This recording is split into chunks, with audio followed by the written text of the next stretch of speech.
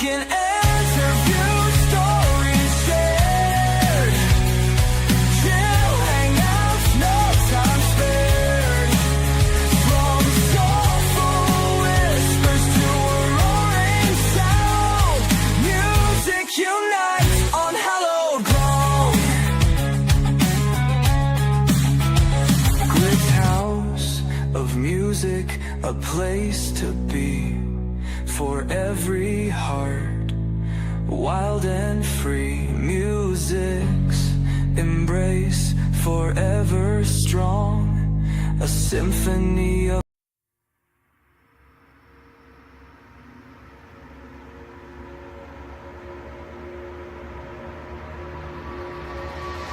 here in this room, don't really know what to say. Been round people all day, kind of feel out of place. Wishing that I could go back home to my son, far away from this place, just a party of one. Watching the walls, my eyes play tricks on my brain. The people all slink around, in and out of their frames. I think of you and what you had to give up. I wish I had all your strength, instead I fill up my cup. And then the darkness comes creeping in. I can't pretend I'm not feeling it. I can't pretend it's not my fault again. Closing my eyes, I'm haunted by the thoughts in my own head. Nothing I do can stop the unravel in my head. I will dead. Digging my nails in the skin to release it. Please just let me be. I'm so tired of always pretending, afraid that you will see. Memories of how I was before this began. I was so young and naive, this wasn't part of my plan. Everyone told me I'd become a big star, but I'm so far from the sky, nobody knows who you are. The number quiet is deafening. I can't deny this is happening. I can't deny I've lost control again. Closing my eyes, I'm haunted by the thoughts in my own head. Nothing I do can stop the unravel in my head. I will dead. Digging my nails in the skin to release it. Please just let me be. I'm so tired of always pretending, afraid that you will see. And memories, they still hurt my brain. Replaying them over again. Helpless, I am locked away, and I wish that you stay. Don't leave me this way. Closing my eyes, I'm haunted by the ghosts in my own head. Nothing I do can stop the unravel in my head. I will dead. Digging my nails in the skin to release it. Please just let me be. I'm so tired of always pretending, afraid that you will see. Closing my eyes, I'm haunted by the ghosts in my own head. Nothing I do can stop the unravel in my head. I will dead. Digging my nails in the skin to release it. Please just let me be. I'm so tired of always pretending, afraid that you will see.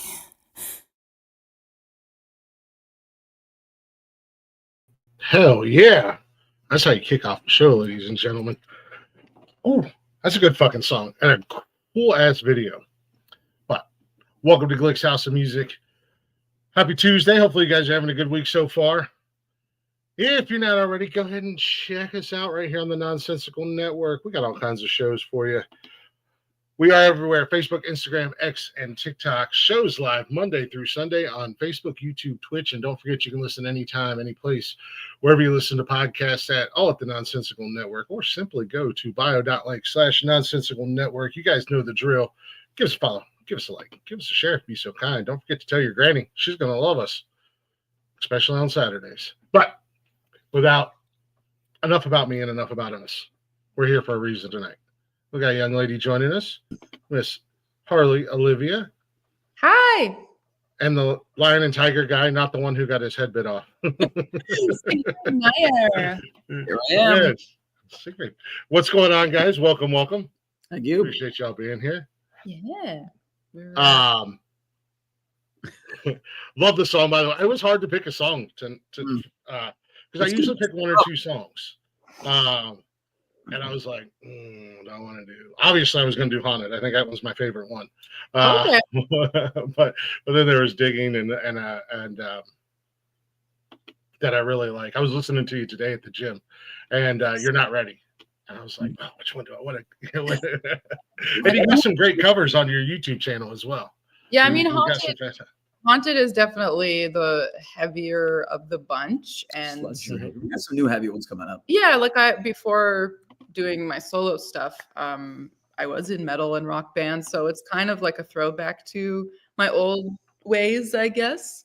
But yeah, I like everything, so it's really hard to stick in one genre. So it's some of it's pop rocky, some's rock, some's alt rock, some's heavier. So yeah, Works for me too because I produce everything. yeah. I work on. So yeah, it really works. We both can't be tied down. Yeah. Yeah, exactly. Makes your life easy. No, you got it. You guys got a great sound, and you've got a fucking voice for days. Jesus. I am a bit of a sucker for rocker chicks, so you got that going for you too. So, like the way you guys sing and project your voice and stuff like that is insane because you can do so much. Where a lot of like the rock guys, they have their own distinct sound. Like if Nickelback comes on, you know Chad Kroeger, you know Scott Weiland, you know these guys because their voice is just their voice. Sometimes you change it up and it's like, is that Harley or is that somebody else? Which makes sense. That I think the hardest thing in marketing myself has been niching down or trying to be one thing because even look at someone like Lady Gaga, like she had to be consistent with her sound for a long time before she could start being herself and be crazy and wear a meat dress and all that stuff. All the crazy. Yeah, but she couldn't come out the gate like that because she needed to have something that was sort of memorable to get those initial fans. So I mean, even though I would love to just be creative and wacky all the time, sometimes I have to like be a little bit more realistic and be like, okay, like what am I doing here? I like to make the rules and then I can break them. So yeah, that's kind of what we're doing. Yeah. I think one of the things that I think is cool about you is that you can kind of laugh at yourself. And I say this because my partner and him and I were talking today because he was like, oh man, he went and listened to your music today. And he was like, man, she's really good. But your Instagram video that you have pinned where you fell off stage, like a lot of people are not going to put an embarrassing moment like that up there. And then just, you might put it up, but you're going to hide it and let it just kind of get buried and everything, but you threw it right up there and pinned it right to the top. I think that adds to your level of cool because you're like, yeah, fuck it, things happen. Yeah, I mean, I got back up. I'm actually embarrassed. I didn't even notice you fell off. Well, I saw you looking around the stage and you were like, oh, where'd she go? I guess she left. Yeah, and honestly, like usually for our shows, like we're not on big festival stages, like we're in or if we are on a festival stage, it's usually like a safe distance to get to the ground. And this one, it was starting to get late, so like the grass was all dewy, and usually I jump off the stage at some point during our live set, and I was like sussing it out while I was on the stage. Like every song, I was like, can I make it? I don't know. Like, but then I remembered the band before us. I saw the bass player on the ground, so I'm like, he must have jumped. It's probably fine. And then I jumped, and then I hit the wet grass, and I just went like legs up. Yeah, it was fun. Bass player definitely walked off. Yeah, the bass player. He's a bass player. He's a bass player. Probably walked off. Definitely walked. I didn't get injured, though, so I'm happy with that. That's a plus, and you got a great clip of it. So I mean, you know, so it's, you know, a lot of times you get something like that and you completely miss it. And you're like, actually, I've got a couple videos of me falling or like walking into the umbrella. There's a video of me walking into the umbrella at the studio here. I'm like calling to Siegfried, and then I like walk straight into it. And I was actually approached by like a video company, and they wanted to buy it from me. It was that They were authentic. like, "We need to license this. We will pay you." And I was like, "No, it's my video of me walking Yeah. into the umbrella." For free. Yeah. You got to get a cut of that. You got to get a cut of that money. You know, I know. Nothing's for free. Yeah, you I can didn't have think it, but very much though. How much is that going for these days? $100. Like video, and then I would post it again. Yeah, so I was like, it's no. not worth it. $100. yeah, I mean, you get royalties. I mean, there's a lot of actors and musicians out there that get that check every month from royalties, and they're happy to see it. You know. Yeah, that's true. No, but I can kind of tell by your sound, but I'm curious to know from you personally, as far as music influences go, who are some of your artists that you really enjoy, or maybe you look up to, or kind of push you in the direction that you go to?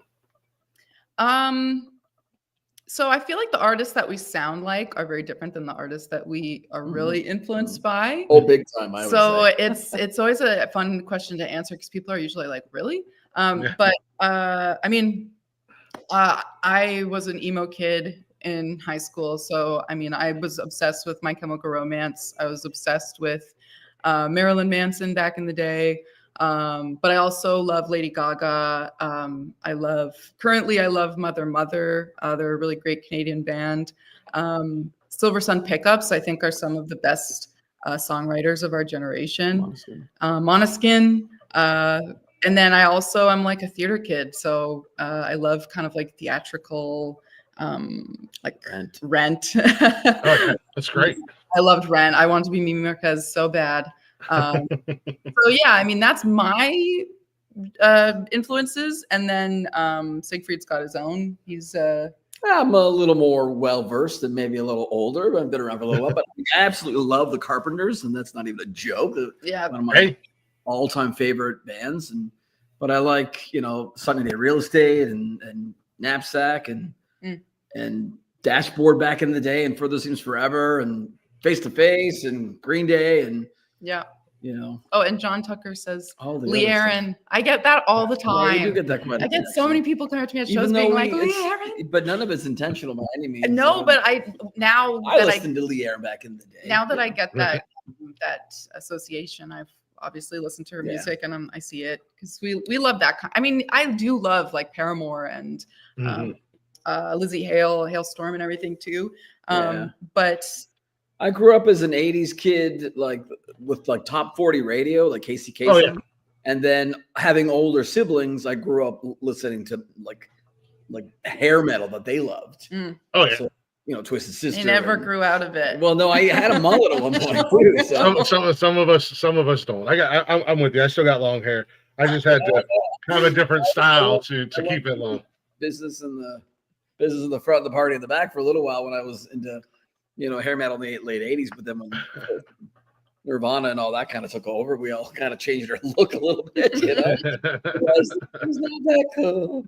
But yeah, I mean, and then of course producing records for all those years, like I'm going on 30 plus years at this point. So there's lots of music has come through. Yeah. And lots of music I've been a part of, which is super, super cool.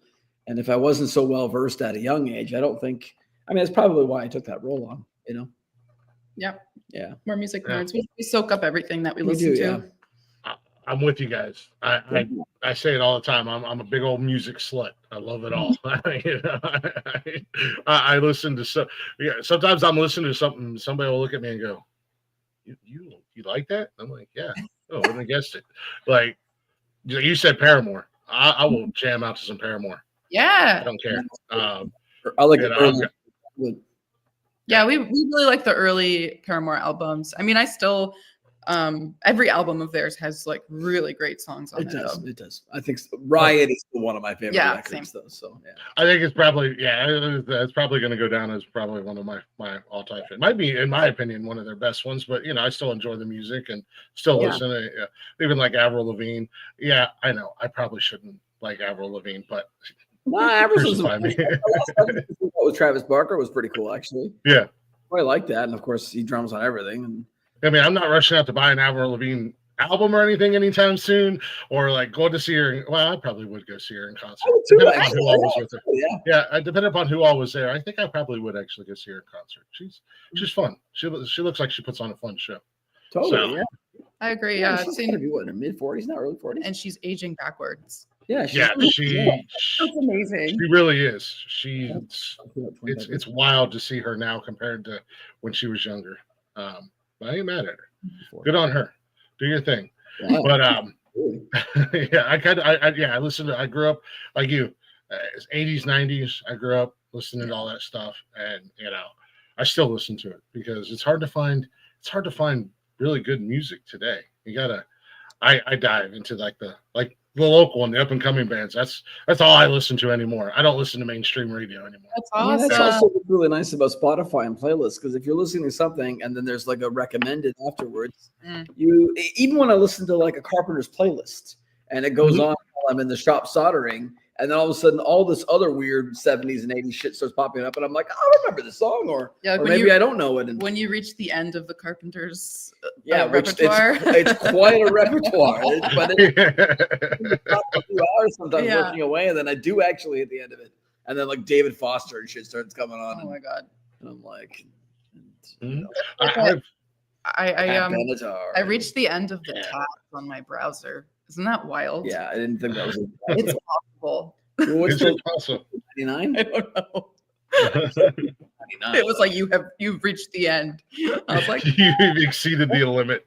I don't know those tabs. I don't understand. I don't know. It's the eventually my computer shuts down and then I'm free. Insane. I could see that. John said that Amy Lee reminds you. I could see that. I can absolutely see that. Yeah, my brain's like that. I have 101 tabs open in my brain at one point in time, and I've exceeded the limit by about 40. So, yes. I actually cleaned up my desktop today because I knew we were going to do this. Heard and you doing didn't that. Want my computer. My computer. And it keeps saying like your memory disk is full, and it keeps threatening to like not be able to run. And I was like, I need it to do this podcast.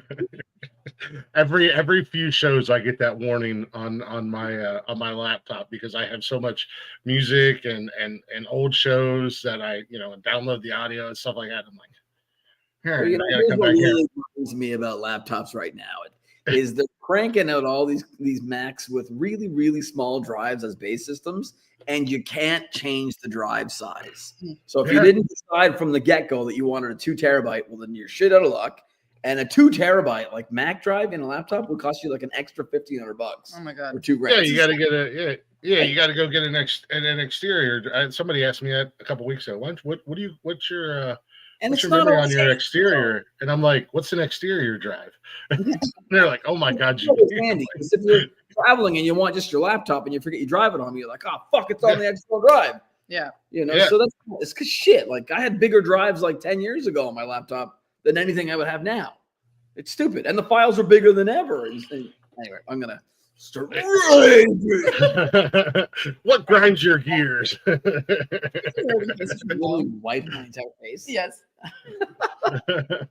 I told you guys before we started, look, we just go where the conversation goes at the end of the day. I'll try to get this train back on the tracks. And if I don't, fuck it. It's normal for me. Once it derails, of John Tucker's spelling Evanescence. I still can't spell it, so good job. I think there's an A in there somewhere. Yeah, I just typed in Amy Lee. 11 Z. Perfect. Yeah, I just type in Amy Lee. I'm not trying to spell it. Yeah, no. Amy Lee's band. Amy Lee. I did that on purpose so people will know her. Yeah. No. So I'm curious about a few things here. Uh-oh. First and foremost, I've been seeing this a lot on we'll say entertainers. Neruospicy. I actually had to Google this. I'm like, what? I had to as well, man. I was like, what is neruospicy? So I know what neurodivergent is, but I didn't know, like, are we like, what's going on here? So for you being neurospicy, are you ADHD? Like, yeah. So I got diagnosed with ADHD last year, I think. But yeah, and I mean, I've got anxiety, and when my life is not like stable, like when I was working as a flight attendant and I was like at my breaking point, I was having like really awful OCD as well. And that was, so now I kind of have learned, and I was trying to treat the symptoms of these things. And then I realized, oh no, I need to, like, my brain needs a little bit extra help.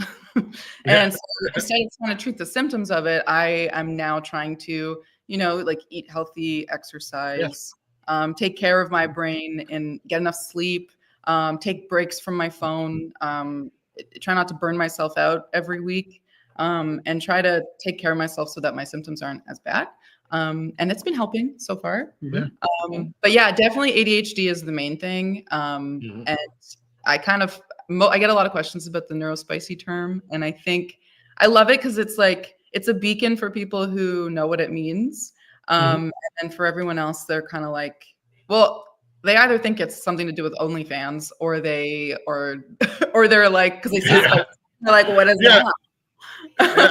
No, I definitely didn't think it was anything to do with OnlyFans, because I've seen it on a few, and I'm like, now that I know it, like, I think I'm gonna neurospicy podcast host, because Lord knows I'm ADHD. Yeah, like, I'm ADHD, and I got anxiety. And right now, you guys can't see it.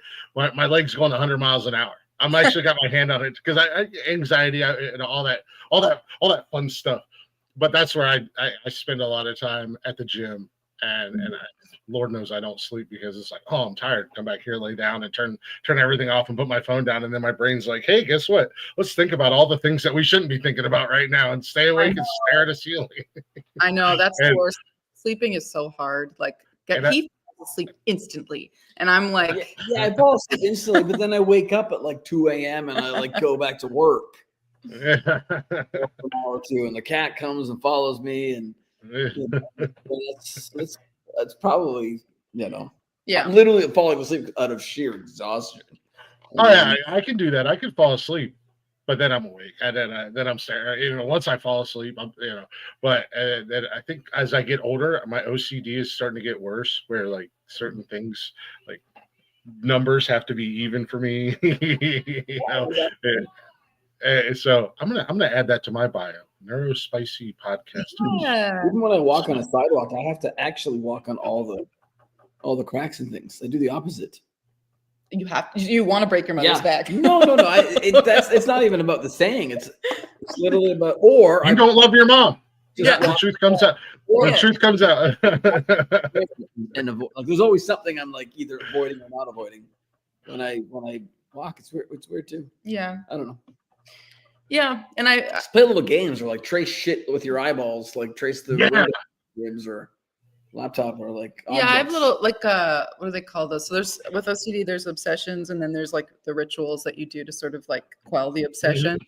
So when I was at my like breaking point at the airline, and I was like not sleeping, and that's actually, I realize, is one of the worst things for ADHD, is like, if like I was probably pulling an all-nighter or being up for at least 18 hours, like 6 days of the month, 7 days of the month, because I'd be on a night flight, not sleeping at all, get there, and want to make the most of my layover in 24 hours, and then go see things, and then come back exhausted, and then work the flight back, which would probably be like 10 hours, and then get home and just be so out of sorts and feel so sick. And then I would be like, like tapping the light switch 3 times, or else everyone I know is going to die. Like, it was so awful. And I don't know how to talk to you about that, because it's such like a weird thing to say, but No, exactly. I feel you because like I don't do like the light like I don't. But what'll get me is if I forget if I lock the door or not and I dozed off, I'll start to have nightmares that somebody's like broke. So there's some nights where I'll check and make sure I've locked the door 2 or 3 times before I can come back and fall asleep. And it's just like just the strangest thing to me. I know I locked the door. Like, how many times we have left the studio and been like halfway, or maybe not halfway, but a ways away, and we're like, did we lock the door? Is the cat okay? Is the cat in? Or is the cat get out? Is the cat okay? Did you see the cat before we left? Yeah. And it's just like we gotta drive back. We gotta drive back. And actually, we both do that. When we went to NAMM in Anaheim for the big convention there, and the night before our flight was at like 6 a.m. So we got a hotel closer to the airport the night before we flew out, and we had a camera set up to watch the cat, and he was not showing up on it at all. How has he managed to avoid every camera? Like, and so we got like our neighbor to go over and check on him. He's fine, but he's a ninja. He's just a ninja. he's a ninja, exactly. Yeah, but your mind definitely gets the best of you in those situations, and you always think the worst. And actually, being in this band, like being in this partnership, I think was a huge part of me sort of managing the neurospicy stuff, because I don't know if you're familiar with the term body doubling. I've heard it. Yeah, so for ADHD, it's something that you can do that sort of helps you stay on track if you've got ADHD. And basically, the point is that people with ADHD tend to kind of be empathetic to other people. And so if the other person is working or doing a job, you're more likely to do a job too. And so Siegfried is a workaholic. He's always doing stuff. So when he's working, I'm like, oh, I should be working. And so I tend to be more productive and stay on track just because he. So what you're saying is live. Sure. You're causing her problem. Well, he works. No, that makes sense. Well, as I told you guys, when we were getting it started, I was doing 14 things at once because I have those squirrel moments or shiny object. So I have to. I'm always doing. The guys here, my right hand man Blaze, he's constantly like, "Glick, take a break. You got too much on your plate. I'm like, I can't, because if I stop, then my mind starts racing, and I'm thinking of all the different things, and then I want to go do everything at once." That's probably your autonomic nervous system telling you that you need to kind of sit and think and be with your thoughts and calm yourself down. So, I mean, maybe you should have some days where you are disconnected from the tasks at hand and sort of like slow your breathing down and meditate. All that stuff. I do that. I do that on Sundays. I unplug on Sundays. I unplug. I don't work. I do one show on Sundays, but after that, I unplug. I try to stay off my phone. Even like if it's like I gotta clean the house, I force myself to just relax, find some terrible movies to watch, some terrible horror movies to watch, play some video games, whatever. But yeah, I do. I force myself to shut off one day a week. Plus, when I go to the gym, I put my earbuds in, and it's like the one time where everything just shuts off in my brain. And when I'm at the gym and I listen to music and do what I do, and then it's like as soon as I walk out the door, oh yeah, that reminds me, I've got. But I don't do doctors, so I've looked up like the exercise and different things you can eat, as far as foods and stuff go. I'm trying to exercise as well for our live shows, because I'm jumping up and down on stage a lot and singing at the same time, screaming, all that stuff. So I need to exercise not only for my brain health, but for to actually be able to get through our set without dying. Oh, I guess I should start. Yes, Speaking of that, speaking of that, your stage presence, because a lot of your music videos and a lot of your videos are you guys live. Yeah. And you're 100 miles an hour, girl. Yeah. Have you always been like that? Even like when you were a flight attendant, or have you always just kind of been real? I mean, honestly, the flight attendant version of me was a shell of myself. I was quiet. I was like hiding in the back, wanting to just read my book and just be miserable. So like now that I'm actually, like living the life that I wanted to live, and I'm made the choice to go for my dreams, and I'm doing it all, I'm like 125 million miles an hour. Like, let's go for it. So, and the bands that I loved were always like really energetic on stage. Another great Canadian band that I love is Sumo Psycho, Sky Sweetnam. She's just like so fun to watch on stage. And Matt too. Matt's awesome. Yeah, Matt is great. She like rides his shoulders during their shows. They're great. Nice. And like I remember in my old band seeing them live for the first time, and that was a moment for me where I was like, the penny dropped, and I was like, oh, I can do that. Like I could like be that person on stage. Okay, like it was really fun to watch them, and I get really inspired by their show. So, yeah, like why not? That's great, because I mean that's part of the experience when you go see a live show. The music can sound great all day long. Talking to you, Aaron Lewis. Your music can sound great, but if you stand on stage and you hold a microphone and you do this for an hour, it sucks. Like Stained Aaron Lewis we're talking about here? Yeah, I seen him twice years ago, and he stood on and now like a couple years ago I seen him again, and he was a totally different guy. But now his story's out there, and you also realize like he was mentally wrecked back in the day when Stain first came out, and the record labels had him just destroyed. So he was a miserable person. Now he's like doing his own thing and having fun. So it was like two different versions. When I seen him about 5 or 6 years ago, and he was having a good time. I was like, is that the same guy? But well, and it's funny because like, so I am a vocal coach as well. I have a bunch of singing and screaming students, and even though I love to coach singers on technique and performance, like the most important thing to me is the connection from on stage. And I would rather watch someone who's like really connected and emotional than someone who sings with perfect technique. But why not have both? Yeah. I mean, if you can have both, have both. But I mean, at the same time, I don't mind if I go to a live show and the singer is running around, dancing, doing whatever, having a good time, and their voice cracks, or it's a little off key, or they miss a word or something. Like, I don't.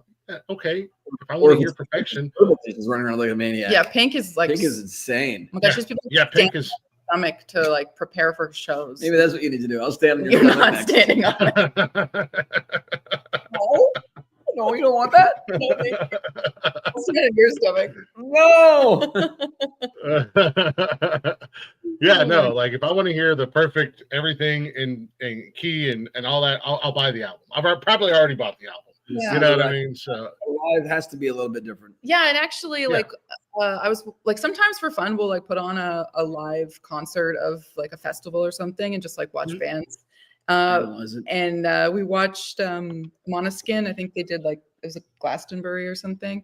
And Damien, the lead singer, my favorite part of that whole show is he like goes up to the audience and he's like being all like hamming it up, and then he forgets the words and he just goes like and then and it's so endearing because it's him so human and present in the moment, and he's just, you can see he's a little embarrassed. And honestly, I've watched that clip like 100 million times, so that made me, as the performer, be like, oh, like I don't have to be perfect. People actually want to see you be real and human on stage, so that takes the pressure off a little bit too. Totally, yeah.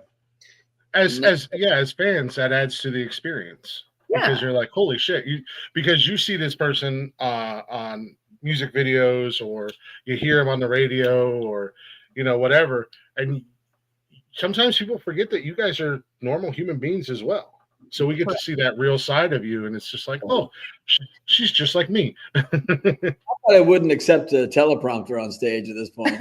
We've seen a couple of those lately that are like shields. It's like glass. It's clear. Yeah, well, and in the music world, a lot of I saw Tom Petty years ago, and he had the monitor in front of him was actually not a monitor; it was a teleprompter. And so he had two monitors around him, and it's because we were side stage, and and I thought, oh, that's pretty clever. Someone's controlling that, and but then you can make Tom Petty say anything. Here's the thing: you could do that.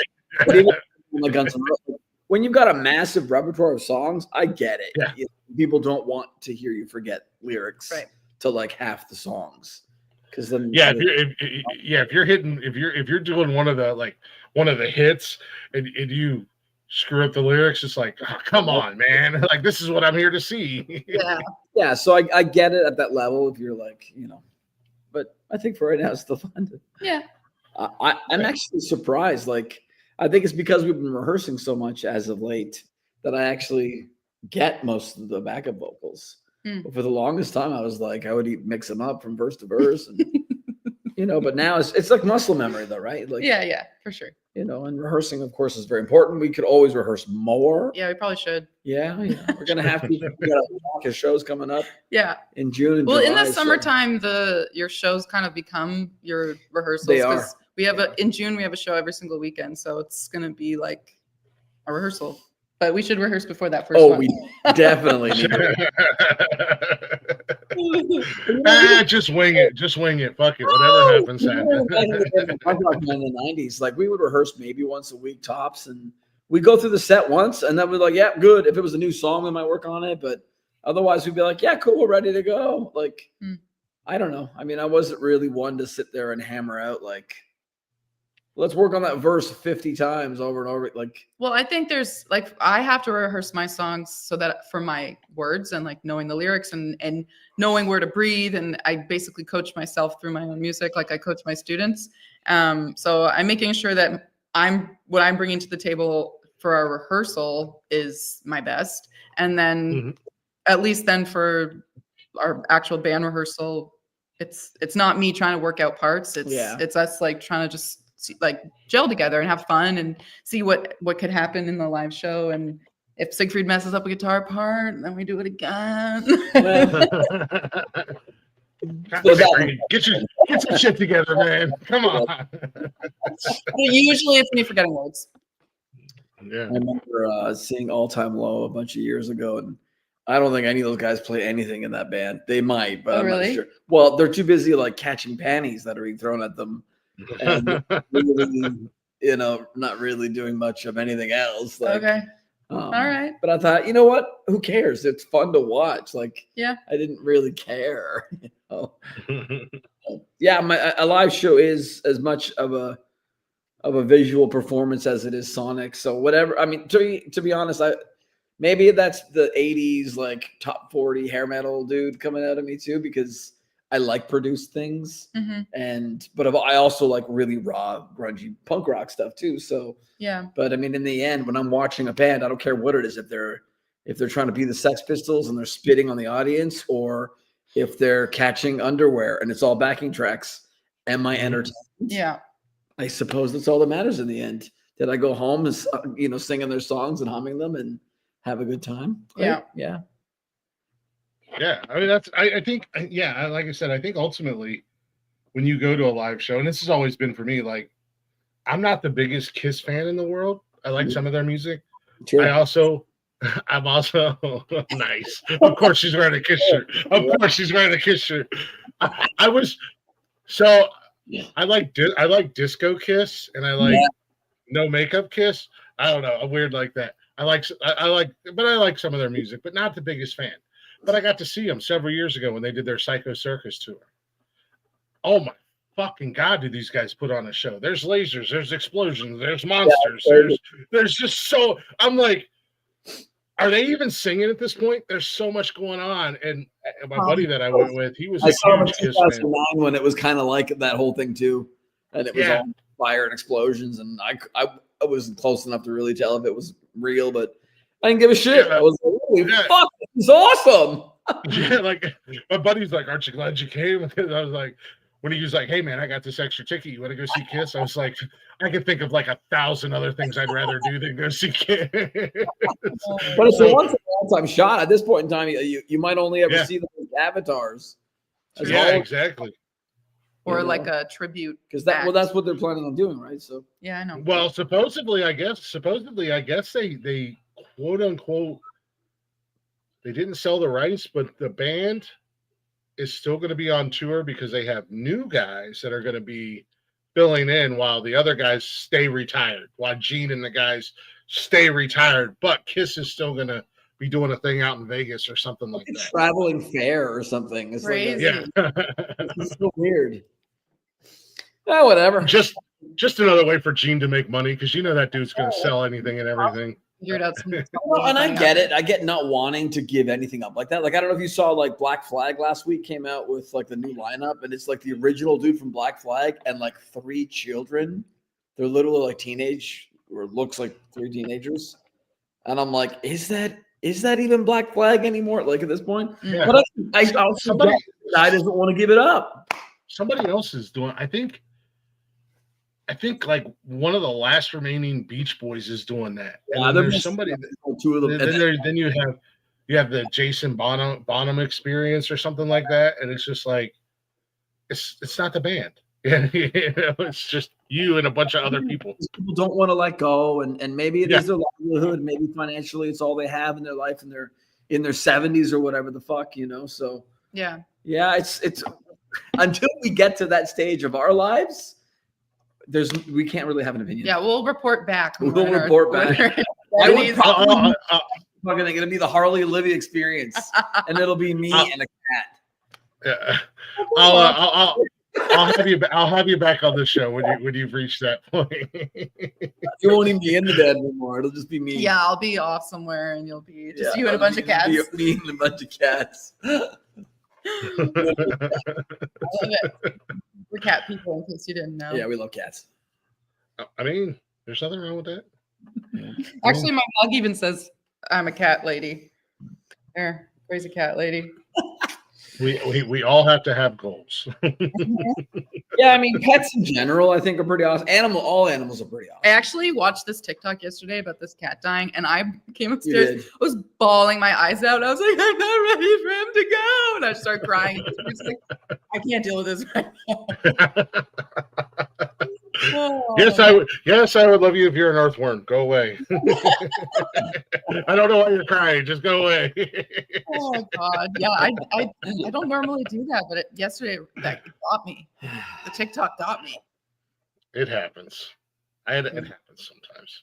People, around Christmas time, the Hallmark, and there's a grocery store chain down south, Publix, and they're notorious for getting people in their feels because they're I'm like, just sell your damn groceries. Stop it. So that's your. Yeah, you don't need to send me to the therapist after. I just needed some apples. Mm-hmm. And Sarah McLachlan and her damn dog. I will remember. That commercial or something? I don't know. It's any. Actually, that's a great song for licensing. Yes. Oh my gosh, she license can. it to so many things. She's set for life. That song. Oh my god. Oh yeah. Alzheimer's. Oh, It'd be a perfect song for her. Oh God. I will. Will you? Oh, Will you remember? Sad ballad. We need to write a sad ballad that anybody could really relate to, and then we'll be fucking millionaires. That's all you got to do. Yeah, and cue in the hair bands. You need a power ballad, man. Yeah, totally. Yeah. Honestly, I would love a ballad. Yeah, you've said that a lot. I've been saying this on probably every podcast. I need a ballad because I agree. Is pop, bouncy, upbeat songs, and I'm like jumping No up on More stage. Tears is a ballad. It really is. But there's fucking strings in the bridge. But it's a belty ballad. Yeah, well, it's some are. Listen to Celine Dion, listen to Whitney Houston. The ballads kind of. I need something a little faster to breathe. Yeah, I hate to keep bringing her up, but Evanescence. I mean, she's got some. You need something like that. I agree. I'd actually love, and this is just me as a fan. I would love to hear it. I agree. You need a ballad. Okay, so we'll do a really cool 90s shoegazy, really slow, Slow Dive. You know the band Slow Dive? Remember those guys? Something just really cool and chill, and you'll just be kind of meander your vocal a little bit. That'll be the ballad. It's just that just doesn't do it for me though. Oh, all right. 80 Styles guitarist already offering his services for the ballad. Oh, that's Jonathan. Hi, Jonathan. Which Jonathan? There you go. Oh, Wild Man! A fucking Wild Man! There you go, John Tucker. Close my eyes forever, ballad style. Wild Man! Oh, fuck. Here we go again with the Wild Man. He's just this crazy fan that follows us on every live stream. Nice. Hey, you know what? Nothing wrong with that. Yeah. We all need those crazy fans. He's looking at you, Wild Man. Wild Man. As long as you follow the host, that's all we say. 100%. Yeah. Absolutely, yeah. Yeah, he's like stalking us. Yeah, if you're gonna stalk them, you gotta follow the host of the podcast.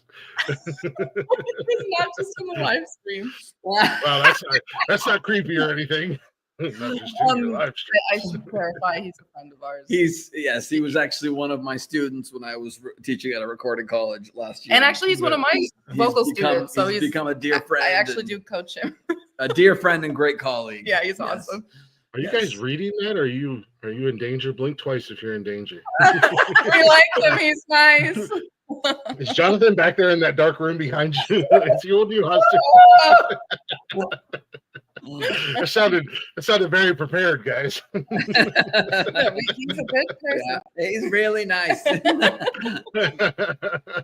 He's a great guy. No. Right? He's great. He's great. And his family's awesome. Mm-hmm. Nice. Hey, there ain't nothing wrong with that. Hmm. There ain't nothing wrong with that. Speaking of writing songs and whatnot, I know, Harley, you said you guys write together. Mm-hmm.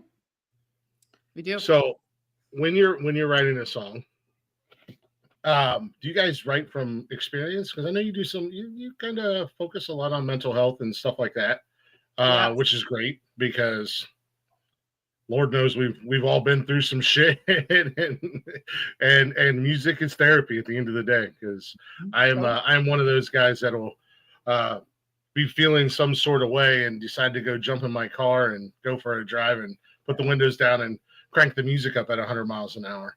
But when you guys get to writing, do you guys write from personal experiences, or is it more about trying to write something that's relatable? It has to be about personal experience for me, because that's the only way that I can kind of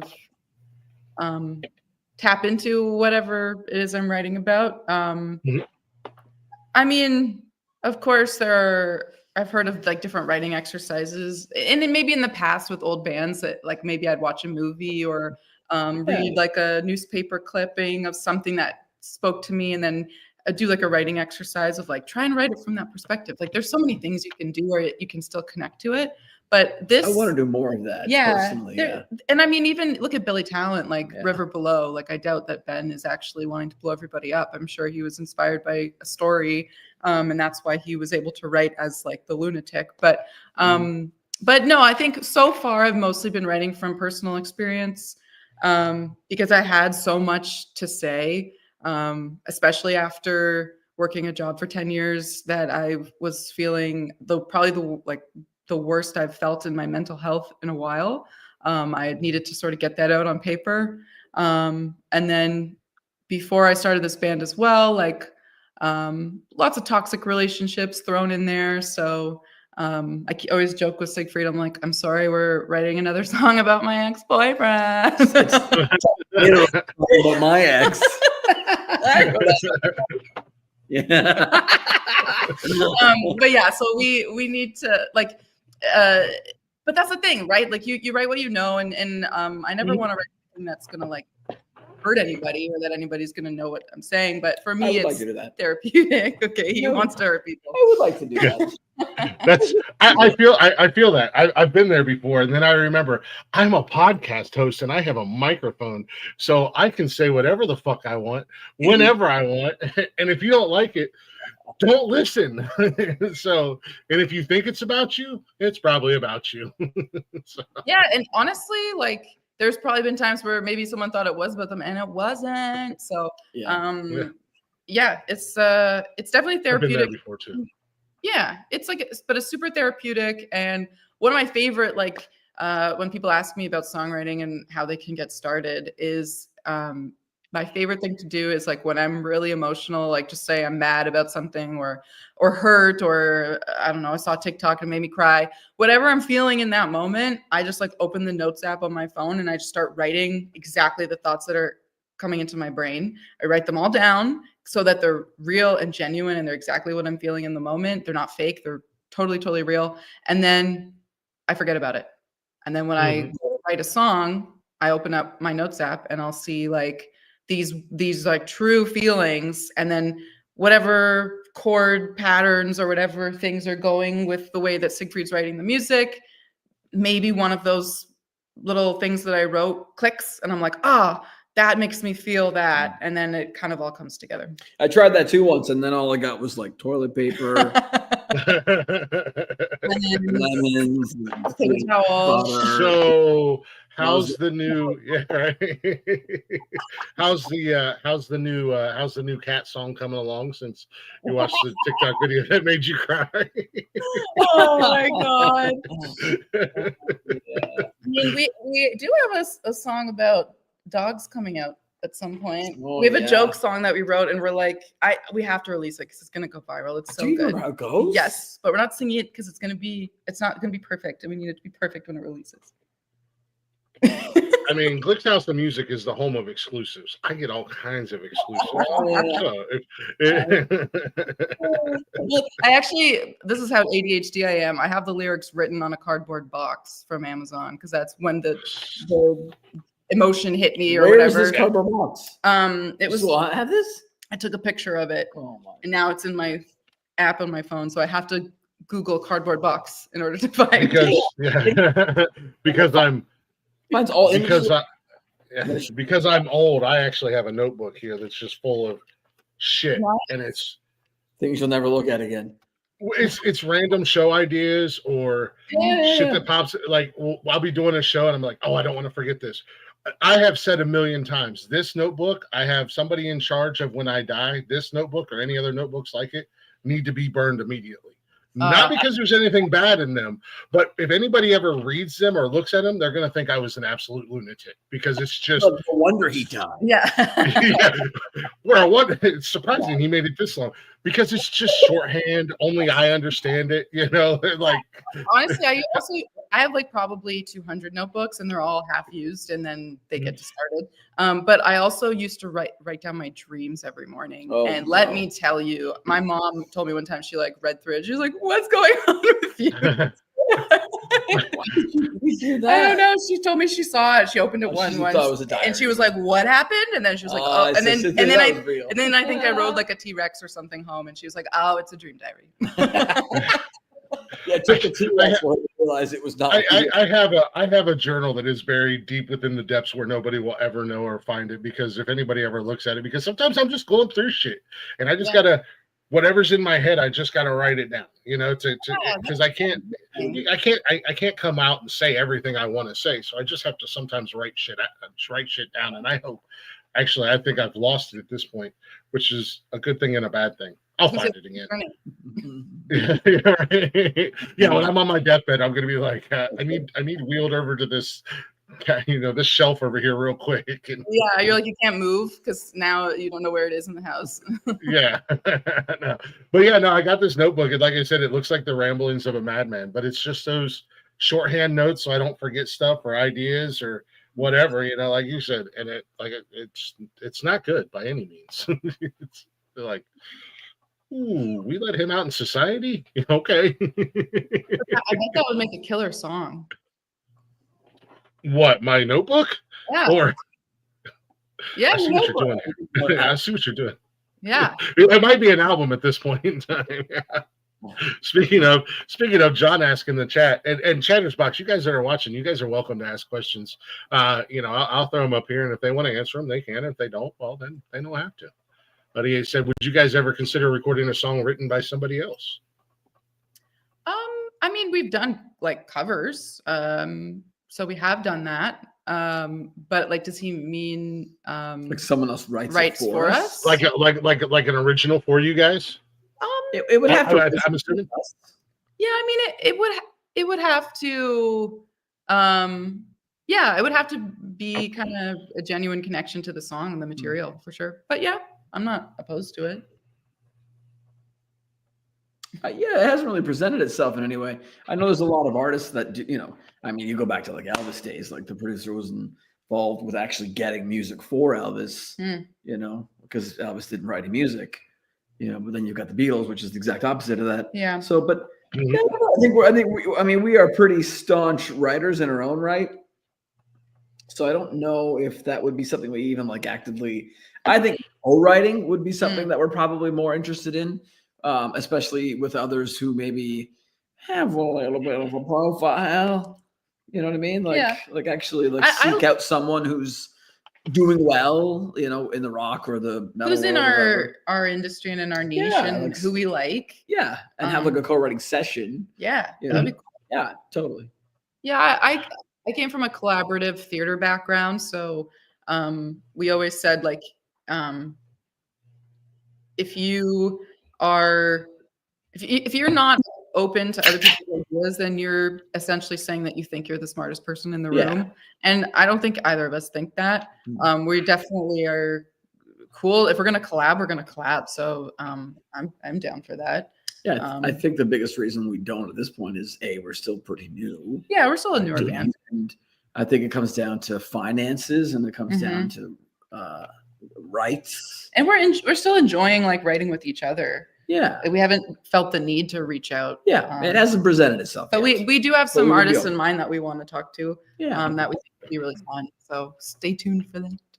So what they're saying is they're the smartest people in the room, and they don't need you fuckers to write songs for them. Nah. They're Canadian. They're Canadian. They're polite. I'm American. I'm an asshole. You're welcome, John. Well, and you don't have to spill any beans. This is more of like a bucket list or a wish list thing for you. Are there any songwriters or artists out there that you guys would love to have the opportunity as you grow and get bigger? Because at the end of the day, it's going to happen. You guys are gonna blow up at some point. I'd write with Matt from 1975. That dude's pretty fucking legendary. Nice. He's written with everyone at this point. So, who else would I write with? I'd love to write with I've done a couple of records with Face to Face. So I would say Trevor Keith from Face to Face and Scott Shiflett. I think any of the guys in the band actually. Who else? There's a songwriter that I love, and I just need to remember his name. What is his name? You keep talking, and then I'll. Put him on the spot. Yeah, it's an odd thing these days, and I almost feel like. Is it going to get to the point where we could actually use AI to co-write, where you say, give me some inspiration in the vein of, and then you hear a couple of patterns or chords progressions, and then you go, oh, fuck, now that's going to take me into, that could be just another tool. Like as a prompt, you mean? Yeah, not as write me a song just like it, but help me get inside that person's head. Because once all of our data can be scraped, and some sort of a graph, that we can just say, hey, let's do a little bit of, I want to sound a little bit like Avril, and I want to, let's throw some Billy Joe Armstrong in there and make it. I mean, I guess. I don't know. I don't writing has. Okay, I found my person. Tell me. So Justin Tranter, I would love to write a song with him. Justin Tranter, he's it's the Darkness dude, isn't it? No, he's from he was in a band called Semi Precious Weapons, but he writes with Lady Gaga. He wrote with Monica. I know who you're talking about. He wrote that. He co-wrote the "Honey, Are You Coming?" Which is one of my favorite. He loves that song. I love that song. Nice. Justin Tranter is shit. He's such a good songwriter. Yeah. But then when it comes to artists and stuff, I would love to write something with. Mother would be really fun because I think the lead singer, he writes about his own sort of mental health experiences as well. And I think that's why I really connect with what he writes. I see myself in a lot of the things that he speaks about in his songs. So it would be interesting to work with him, with Ryan. But I don't know. I'm kind of afraid because you hold some of these people up on a bit of a pedestal, and then I'd be afraid to meet them and do it and then realize you know, maybe it wasn't as good as you expected. You know what I mean? Yeah, and then it kind that. of ruins the experience a little, you know? Yeah. I don't know. Yeah. I think I'd be afraid. Yeah, I mean, there is that little twinge when you meet your heroes and you're like, oh God, is this gonna be everything I dreamed of? But it is something like a management team or a record label. They would, you know, they would put you in touch with, you know, especially if you're on a label that you're actually with a bunch of bands that you respect, you know, then or even a management team that you're on a bunch of artists that you really respect. The likelihood of actually having those meetings and working with those people would be greater. And then at least your manager or your label would say, you know what, you guys would pair really well together. You know, so you'd have someone else that at least would have a bit of a outside perspective on what would kind of work better. So, that's true. Yeah, I think. Does that answer your question? I don't know. There's a long way. I get that. You know, that there's that old saying, you know, you never want to meet your heroes. And then like you guys said, you expect this, you go into it almost expecting one type of experience, but if you get something totally different, then you're just like, oh, that was disappointing. I don't want it to ruin it. So we have to be very careful if we chose. You know, I would almost rather just do it with someone who I didn't really know that well. And then you both sort of like blow up because it did well, or even if they were already really, really famous, but I didn't really know who they were or something. Right. I'd be like, cool. There's nothing like personal that I would have to lose if I'm like, that guy's a fucking douche. You know, like I'd be like, well, and then you have to promote the song and you hate them. Yeah, I don't know. We do write songs together quite unique, and we've got a number of. In the past, I've always been in bands where we just wrote the music first, and then the lyrics and the vocal melody would generally come after. But you do the exact opposite. Yeah, I hear like little melodies in my head, and then I sort of might meditate on one sentence that I think could be a hook. And then the more I sort of like go into thinking about what the song is about and kind of playing around with that melody, either on a walk or in the shower or in the car or on the treadmill. That's where a lot of these songs get written to. I usually am like running and then I'm like, okay, pause. And then I'm like, so I come up with these little voice notes. And then once I've fleshed them out and they've got a verse and a chorus, then I bring Siegfried in and I say, here's the song. Yeah, like you've generally got a key. You already have like a good idea of a structure. You already got a good idea of a tempo. Yeah. And then I usually figure out what chords would work over it. Yep. And you either say, you know, to punk rock or to emo or to this or to that. And change it up until I'm happy with what I've come up with. And then you're also happy with what I've come up with. Yeah. And then we just kind of continue building from there. It's fun because like on one of our last songs, we needed like this cool, we really wanted like a cool riffy guitar part that went into the chorus. And Siegfried, as a joke, was like, oh, well, you love like, I can't remember the band. I think it might have been Mother or something, but he's like, you love Mother. You'd probably want something like this. And he did this cool chord structure thing or like a brown. I just did a fucked up thing that I thought was the stupidest thing. And I was like, I love it. And I was like, oh. I'm like, oh my God, it totally does remind me of them. We're doing it. And he was like, no. and it was part of the song. One of my favorite parts of the song. So trouble. Oh, yeah. What up, Arliss? How you doing, brother? Go to hell, Rick. Oh, we got a question. Oh, what's the question? Let's answer it. Question is, what do you think is harder, finding lyrics to a melody that you love or vice versa? That to me is the hardest. What is? Like putting lyrics afterwards. Because my problem with that is when I do come up with a song and I have a structure and then I do a guide vocal for myself. I'm going through this right now with the song that I'm working on. And I come up with a way that I like that feels melody-wise and phonetically. I get so married to it, like demoitis, that I want to write a lyric that's also then going to flow and fit into the little. See, that's my favorite part. Can't stand it. I love that part because there's something about. Well, I studied like phonetics in college and theater and stuff. So then you there need to are help me. certain vowel sounds that lend themselves out to things that ring out. There are certain But consonants then that you got to I find a feel. lyric that fits. I know, but And that's the fun. That's like a oh, puzzle to me. So good. You I know like what? that part. Then I'm gonna go. I'm gonna go. Give me some words. You're gonna give me words. I will. Fine, good. That's what we're gonna do. Yeah, no, Fine. I would say that's my favorite Wow, part, okay. and maybe finding out the melody is Oh, maybe the harder part. Oh, the melody's my favorite. Melody's Well, this is super why this easy. works. The melody Yeah, is the chords and just like come up with like fucking 8 million melodies. Yeah. But then making lyrics work and phonetically fit and sound cool and roll off the tongue nicely. Yeah. That's the hard part. Yeah.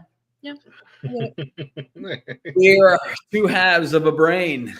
Hey, you guys work together like my guy Blaze and I work together, man. We Totally. we literally something will sound great in our head, and then we'll message each other and go, "Hey, man," show ideas or stuff like that. Like, "Hey, man, what do you think?" Sometimes I won't speak for him, but sometimes once I start to hear the shit come out of my mouth and it's out of my head, I'm like, "Oh, that sounds really fucking dumb." And then there's times where Blaze is like, "Yeah, that's dumb, dude." Or other times where it's like, "Actually, you might think it's dumb, but it's a good idea." You gotta have that. You gotta have that other half of the brain where you guys can feed off of each other and bounce off of each other. It sounds like you guys have that perfectly between each other. I thought he said beat off. He Did you hear did. that? Yeah. He did We say should beat off. First I was like, he didn't say beat off. He said feed off each other for sure. You should beat off. I mean, you should beat off at least 2 or 3 times a day. It's good. It's good for your. I can't say I have never. It's good. It's good for your mental health. It's good for energy. It'll also help you take a nap if you want to take a nap and you're restless. I'm just saying. We'll have 2 people talking at the same time. Shut up. I know. I hear him. We all do it. Don't be shy. Don't be shy. We all do it. No, feed off. Feed off. Yes. Blaze and I are not beating off. Yeah, if you guys are beating off on each other, I mean, Maybe it's a good writing. it's totally fine. It's totally fine. I mean, yeah, like shit, it might be a good writing exercise for you guys, right? Here's the head. Yeah, Oh, it's a 2-way street there. Yeah, no. Oh my god. should be here all week. Yes. Welcome to the Nonsensical Network, Harley. Oh god.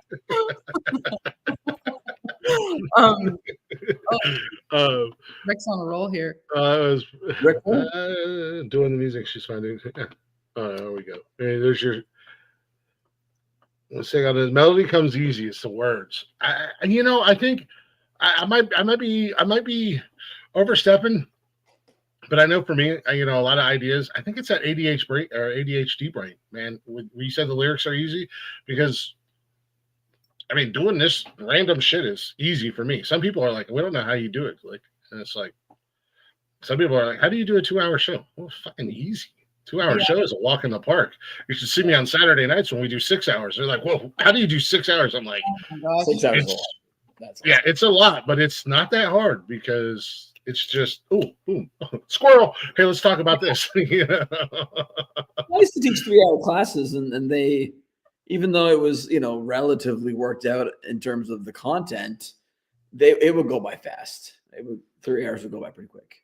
Yeah. Mm-hmm. I mean, it's funny. Even my I remember my parents came to watch us play a show, and I'm up there running around, screaming, singing. We're like dancing and going crazy. And then I'm still a new driver, and so my mom was like, "Oh, do you want to drive home?" And I was like, "No, I can't." She's like, "How can you do that and then have like a panic attack when you go sit in the front seat of the car?" And it's just our brains are wired differently. You're getting better. At that. Yeah, I can go to the store now. You've driven home. That shit's real. I do this. And Arliss, who was in here earlier, he's lead singer of the Southern Outlaws band, and I emceed a show for them. I was a mess. I don't like doing public, and they're like, how do you do your podcast and then you're afraid to speak in public? And it's just like, I don't know, because I can see them looking at me when I'm doing this. The only people that are there are my guests if I'm doing an interview, or my guys that I hang out with weekly. They're my friends. But yeah, and man, my social anxiety used to kick my ass. Like Mhm. I would drive around for 3 hours and not like be able to go to McDonald's, and I'm like, fuck it, I'm just gonna go home and eat a peanut butter and jelly sandwich because it's Mhm. easier. Yeah. So it's crazy how like different things will trigger stuff. So And I think like with the ADHD brain, it's an interest-based nervous system. So the things that we love and that we like and really feed us are the Mhm. things that we get really good at because Mhm. our brain is like, ooh, I can get some dopamine from that. But I'm Yeah. not getting dopamine from learning to check my mirrors and turn left at the intersection. I'm Yep. terrified because I need to do it like 100 times in order to feel confident because it doesn't stick the same way that I don't know, learning my lyrics for a show does. So yeah, it's good times. Yeah, it's fun. Yay for crazy brains. We're awesome. The scariest performance I ever gave was singing my sister's first dance song at her wedding. Like full on like panic because, and this was before I started doing the solo stuff, and I was singing in a metal band at the time, and uh, so I was used to like singing in sort of shitty venues with bad sound, and if my voice was tired, I could just like throw a scream on there, and they can't really hear what I'm saying anyway, so I forget the lyrics. Who cares? Like, add more beer. Like, it was all that kind of vibe. And then when I got out there in my entire friends and family in one room and had to sing to an acoustic guitar and be like beautiful, I was like, wow, this is really vulnerable and really naked, and I can't throw a scream on this. So it's one of the things that actually perpetuated me wanting to do the type of music that we're doing now. I really wanted to push myself vocally as a singer and not hide behind my crutch, which was sort of like a more aggressive singing, and see if I could really get to a point where I wasn't just doing the screaming or just doing the aggressive stuff because it was the only thing I felt comfortable with. I wanted it to always be the choice that I was making. And so I think when we came right out the gate with the first Harley Olivia songs, they were very, I'd say they were more poppier. And now, so I mean, so we kind of went all the way the other way, and now we're kind of doing more in the middle. Now it's more like rock, You're still but with you were still learning yourself. yeah, I was still trying to figure out what I wanted, but it was really a test to see how far I could push myself vocally as Yeah. well. I mean, as far as the wedding goes, I mean, you could have really shocked some people if you'd have thrown a couple screams in there randomly. Oh my God. But yeah, I mean, I think that's part of the musical journey, and at least me, I was going to ask you, you know, you're doing the flight attendant thing, and you're just like, it sounded like you hated it. It almost sounded like you were borderline miserable. Like, I'm just. It had its moments. I did Yeah. really enjoy some of the layovers in like Europe and stuff. So there I was were gonna some. say it. That had to be cool to get to travel. Basically, I mean, for free. Yeah. I'm assuming you got to go everywhere, and Yeah, and I mean and that's why I stayed for as long as I did, Yeah. because there were so many cool perks, and it's really hard to walk away from something that you're like, this is like being a flight attendant in itself is kind of like a once in a lifetime opportunity. Like, what Yeah. other job are you going to have where you do get to paid to see the world? So I was very aware of the, well, yeah, but I was very aware of the like the privilege of being in that position. And so I just felt so racked with guilt when it wasn't making me happy anymore. And I was like, Yeah. there's something wrong with me. Why am I not so grateful for this experience? But it's not that it's a bad job, even though there are a lot of bad things about it. It wasn't meant for me. I was put on this earth to do something else. And clearly. the scariest part, especially someone with anxiety and ADHD and OCD, is I had to not only leave a career where I potentially was going to have like a pension and health insurance and retire and be able to have free passes for life around the world, to then not join an already established band that's winning Grammys, but do us basically a startup and bet on myself and hope that this is going to take off. Like, that's such a risk. And I was risking a lot. So I still have nightmares about it. you left that comfort zone, that comfortability, man. I get that. I'm like that. I'm the same way.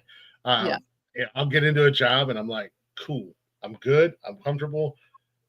and then when it's time comes and it's like, oh, I got to find a new job, or an unfortunate event happens and you leave, or you have to leave or whatever, and it's just like, oh man, I don't want to do something different. I was comfortable, and then your brain starts going, all that stuff starts to kick in, and you start to worry. And I mean, it was the same thing with starting this podcast. It was like, not that we're, hopefully one day we'll make money from it. Hopefully one day it'll lead me to quitting my 9-to-5 job. But in the meantime, it's just like, oh man, this is scary as hell. This is one of the scariest things I've done. And then you put all that pressure on you too, because you don't want to let the others around you down.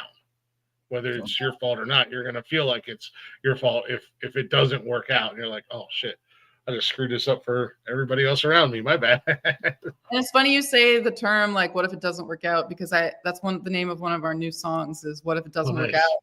And that's exactly what it's about, because that's the only thing I was thinking about was like, what if it doesn't work out? What are you going to do? Yeah. Arliss, they are in Canada. They're Toronto-ish area. Yeah, we're in Ontario. Yeah, we're just Ontario. They're just a couple hours away, as we learned. It was like 5 hours from Ohio or something. Yeah.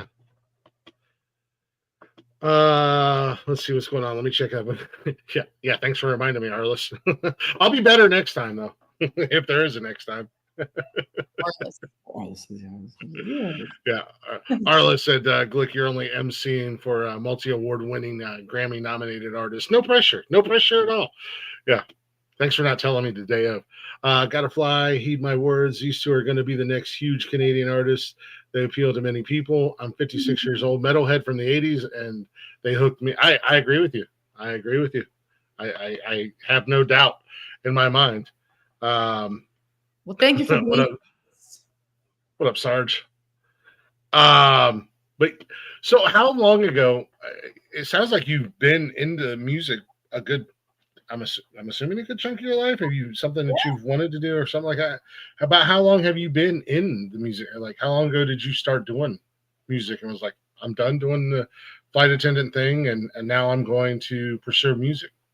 Well, I've been in bands since I was 16. I've been in singing lessons since I was 13. So years and years and years of being in the music world. But I was in a band called Anthems and Ashes while I was still a flight attendant. And so I was trying to do both for a really long time. And then that band dissolved during COVID. And then I was doing this. I think we started writing songs like 2020. Yeah, early 2020. Yeah. I think the first song we released was like 2021 or something. But I was once again still trying to balance flight attending and performing. And I think we did that for a couple of years, at least 2 or 3 years. Mm-hmm. And then I really only quit the airline. You're better with dates. 2 years ago? Year and a half? It would have been July of 2023 was your last flight. So he's good with dates. And then I think you actually only quit either that October. Yeah. Yeah. Well, it's very recent, really only like a year and a half, but I was doing this before I finally hung up my wings or whatever you want to say. So it sounds like you're still trying to find like you were saying earlier, you're still trying to find that your niche, so to say. Mm-hmm. Where you want to do and stuff, which is great because it's fun to experiment and play. Yeah, and I think this is we're recording our second EP now, and which might turn out to be a full length. He keeps saying that. I don't see that, but we'll see. We'll see whatever the people want. But yeah, so we're definitely starting to kind of feel out what our style is and what we really like. What it comes down to actually is like what we like to do on stage. There are certain songs that we love writing and then we perform them on stage and they just aren't as fun. So I think for me, they might be good record songs. Yeah, but I really love there's a certain kind of song that I really love to perform on stage. So we want to write more of those because that's the best part. Yeah, exactly.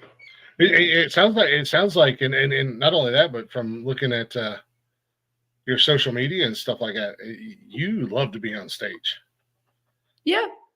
and you've got the personality and the look and everything. You're just like, here I am, fuck it. But as far as the music goes, like you said, you were talking about the EP and stuff. Are you guys more focused on releasing singles, or do you want to go full blown album?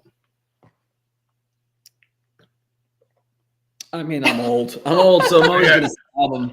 Yeah. I mean, obviously, singles make more sense for a lot of new artists. I mean, singles are great for like we have a limited budget. We're an independent artist. We're not backed by a label or anything like that. But I've worked hard in the past 35 no, but years. I'm saying like, so to do a single and kind of drip them one after another is like this really great tool that indie artists like us can do to get more people to hear our songs. If we just release them all at once in an album, they tend to get hidden, and you don't get that time in order to like boost the algorithm of Spotify and do like a release campaign around each song. So at this level, like that's kind of what you have to do these days. But I kind of like it because it means that you get to give each song its moment.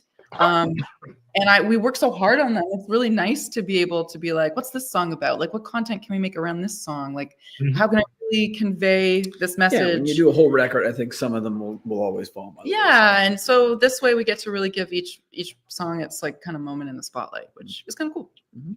And you're 100% right.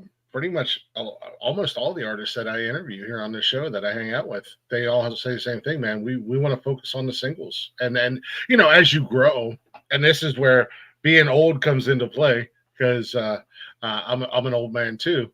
I remember back in the day looking forward to albums being released so that I could plug them in and sit there and listen track 1 all the way to track 14 all the way through. But the more you guys release, and then the bigger you get, you're gonna build that presence where the bands that are huge today, they can drop an album, and they know their fans are gonna go listen to them. Where being new and like you said, coming up in the indie scene and being independent and whatnot, you might drop an album and people might only listen to a couple songs from it. You're like, oh, you didn't get the full experience, man. Like us growing up, we waited for that. We wanted that full album experience. We're reading cover to cover, the little pamphlet, the little booklet that was inside. We want to see the pictures, the backstage pictures. It's supposed to be a journey, like a book. So I mean, to me, you're like reading a couple of chapters, or like Cole's Note, and then you're like, you didn't really get the whole picture. You don't really understand, or you watch the trailer of a film, like. So I mean, an album. I mean, I think a lot of newer artists who are actually big. Heard Taylor Swift say this. I've heard Billie Eilish say this, that they want to continue to focus on album formats because they think it's, we may release them as singles, but they will always be on an album that makes sense. They get dripped out as singles because they get the attention deserved. That's why like is a label and they make the decision that you're only going to get 2 singles off of an album. That kind of bums me out a little bit. Yeah. Well, that was the other great thing. I remember the artists that I really enjoyed. You get those back in the day. You get those 2, maybe 3 songs that would come out on the radio. But when the album would hit, I didn't listen to those songs. Yeah, I instantly went to the unreleased stuff. But there are some artists, like you said, and you guys like to tell a story, and you guys want to, and each song, you put it in a format the way that it needs to flow. Artists that do that, I love that. Storytellers, anybody can. We've seen it a million times over thanks to TikTok. Somebody gets famous because they can put a hook on a stupid beat, but they have absolutely no talent whatsoever. But the artists that write songs and tell stories, that I think that's what we're missing today, and I miss that. And I think that's the cool thing about the independent artists, because a lot of you guys are still telling stories, and you're doing basically a book and an album. Or as your songs are released, they tell a story. I think the old form of songwriting is telling a story, whether you go back to tribal times or you go back to country and Western of the late 1800s, early 1900s, or the Beatles, It's as goofy as some of their albums were, Yellow Submarine. It was still fun to listen to. Yeah, it was still fun to listen to. Yeah. It's true. No, They made exactly. it but it was still a good story. Yeah. So it's summertime. It's a big time. Well, summertime's basically here. It's a big time. What do you guys got? What do you guys got coming up? What I'm sure there's listeners or people that are going to hear this that are in your neck of the woods, or maybe in an area where you guys may be. What do you guys got coming up as far as like shows and even new music that's going to be coming out? So actually, first thing that's coming out. So that metal band that I used to be in, that I mentioned, Anthems and Ashes. We did break up during COVID, but we had actually recorded an entire EP right before COVID. So, and Siegfried produced it. So, Oh, nice. and it's awesome. And it was just so sad that it never got to see the light of day. So, surprise! I'm gonna I think it's a 5-song EP coming out next week? on May 30th. May 30th. So that's coming out. So it's me singing, but it's my old band, and it's just I'm really proud of those songs. I'm really proud of what we all did with it. Right? So that's gonna come out, and that's like a little surprise. I haven't announced it yet, but if someone's an old Anthems fan, they'll be excited. And then as far as our stuff goes, we've got weekend shows every weekend in June. We're opening up for My Son the Hurricane in Guelph on June 7th, and then we're playing North by Northeast in Toronto on June 13th, which I'm really pumped for. And then we're in Windsor, so we're like right close to the border. Yeah. June 21st, and then I think we're playing a Greg Fest end of June, and then got a couple shows that we're booking for July. We might be going to Alberta, maybe.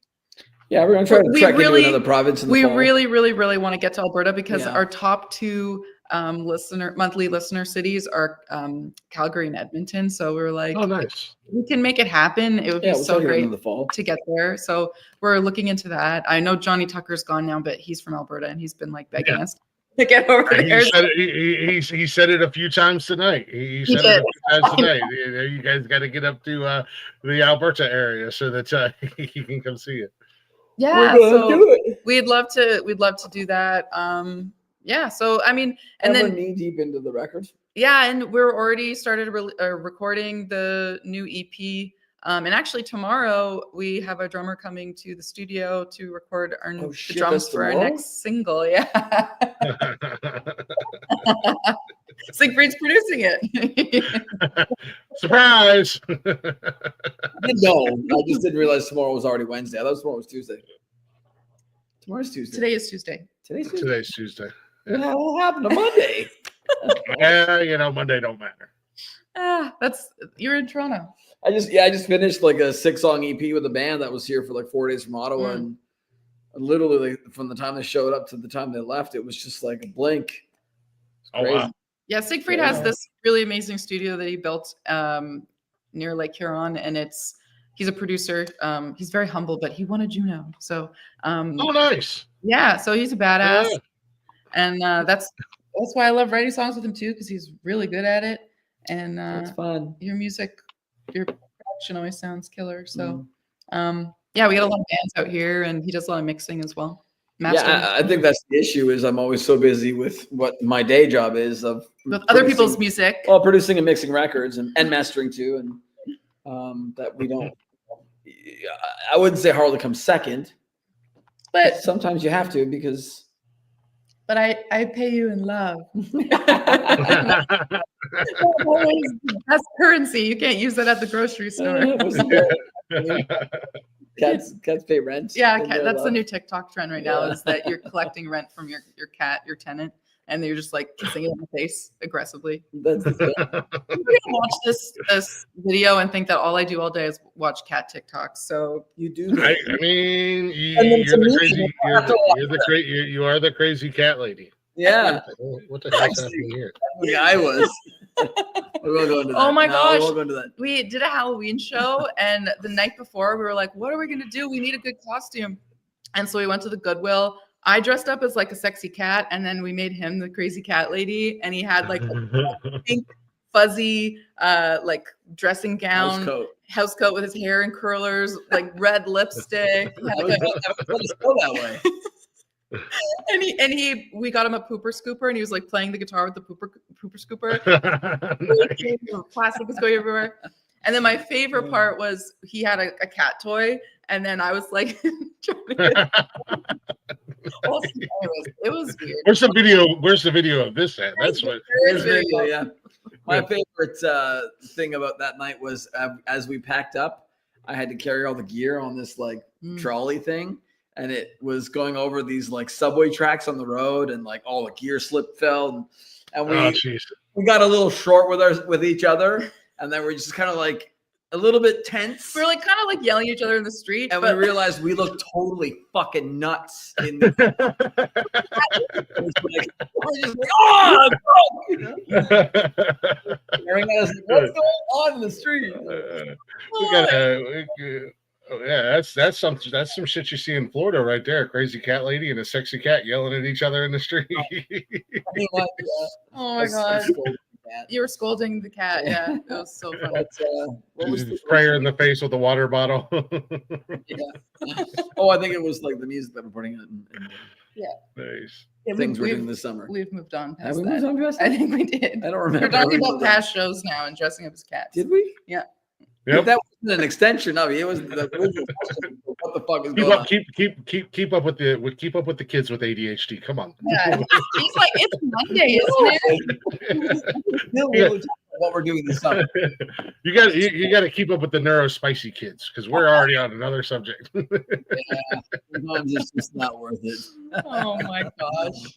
Yeah, we're pretty busy. We've got a lot of things happening, a lot of things going on. So Yeah.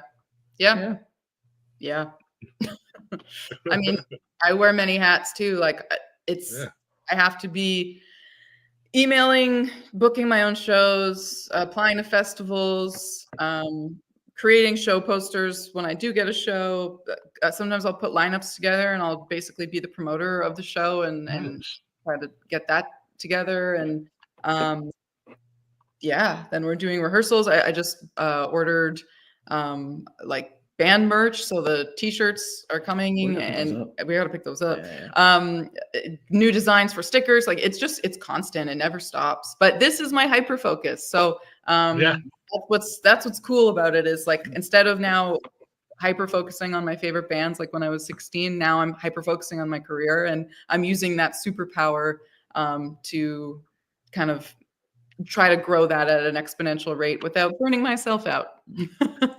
Yes, that is the key. Yeah, I'm like we have merch, and my ex was going to handle that, and now it's like now I got to learn how to use all this fucking equipment, and I have promised shirts to former guests of Glick's House of Music, and it's just like, and I've got other stuff, and I don't know how to use any of this shit, and I don't know where to get any of this shit from, and it's just like but eventually you're gonna have to bring your ex in. Yeah. No, I say that's a game over. I need to find a new one that can do the things that she did. That's what I did. That's what See, exactly. It's clearly worked out for you. Look, one of the requirements of dating me is that you have to make shirts. Do you know how to make shirts? Okay. Well, we'll go ahead and cancel. At least be willing to learn to make the shirts. Well, that's another option too. Would you be willing? I have all the equipment. Isn't okay. Yep. Compromise. Yeah. Shirts, hats, cups, all that stuff. So I'm slowly learning. It's one of those things that's on my list of let's learn to do that eventually. I've started doing cups though. I think I'm getting okay on the cups, but that's easy. That's just wrapping them. It's not pushing buttons and temperatures and pressing and timing and things I have to pay attention to, which Lord knows I won't. Because there's always squirrels running around at the end of the day. Yeah, there's squirrels in my room too. So Robert asked, do you guys currently have any albums out, or is it just the we have the EP. The EP is called Hiding Little Pieces. So that's our first like cohesive release, and then the next one we're gonna start releasing There's a lot of singles too, like some covers and things. Yeah, well, yeah, there's a bunch of covers There's a number too of things on Spotify and stuff. There's a bunch of covers on YouTube too, and Yeah. like I So said, that shows off your vocal range and everything like that as well. yeah, and a lot of those covers I started doing during COVID because I had songs written, but I wanted to sort of like build up my fan base on YouTube first before I started releasing like originals because I had no audience. So I was like, just sort of covering songs that I liked, like Lady Gaga and Dua Lipa and like kind of more pop stuff. Because like I said, I was trying to push myself vocally and kind of get out of that crutch of screaming. And then now I'm like, yeah, screaming's fun. And now it's like Linkin Park and My Chemical Romance. And so yeah, there's definitely a range of artists that we've covered. And then then the EP is out, and then the next EP is going to start sort of dripping out. It'll trickle. Yeah, there'll be a single coming in the summer. Yeah.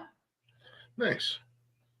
You have that really cool version of "You're Not Ready," featuring Emily Bones. Yeah, she's got a voice on her. You two together is really cool. You Yeah. guys mesh very well. Thank you. That came on when I was at the gym today, and I was like, "Who's the other chick?" Hold on a second. So I had to stop. I had to stop what I was doing and grab because I just had my phone sitting in like the cup holder on the machine I was on, and I was like, I had to stop what I was doing and grab my phone and look and see. And I was like, wow, this is really fucking cool. Yeah. So she's the singer of the Anti-Queens, and we have been in the same music community for so long. Like, I think she's always been in the Anti-Queens since I've known her, but I was in like Anthems and then now this. So I was also in a clown band for a while, a clown punk rock band with my best friend. Is that a thing with you? Is that a thing with you female rock? I had another chick that was on here, and she's still like she's got one band, but she's also active in a clown like punk rock band, like a what is it? Was it the same one as me? Because we had multiple singers. So oh god, I got it. Now I'm gonna have to. Oh my god, who was that? Well, the band that I was in. I think she was in New York, but she was in New York, I think. Yeah, different clown punk rock band. But I mean, it was the craziest time of my life because my best friend was in that band as well, and she is like a circus performer, kind of like she does freak shows at Canada's Wonderland and stuff. She's crazy, but in the best way. Awesome. But I like part of the act was like I would staple gun Christmas lights to her, and then she'd like rip them off her arm, or like it like I can see your face. And that's not terrifying or anything. Yeah, no. So we do that on stage, and like she sometimes would like hammer a nail into her nose. Like we were just like crazy, just normal fun stuff. Yes, juggling and fire shit.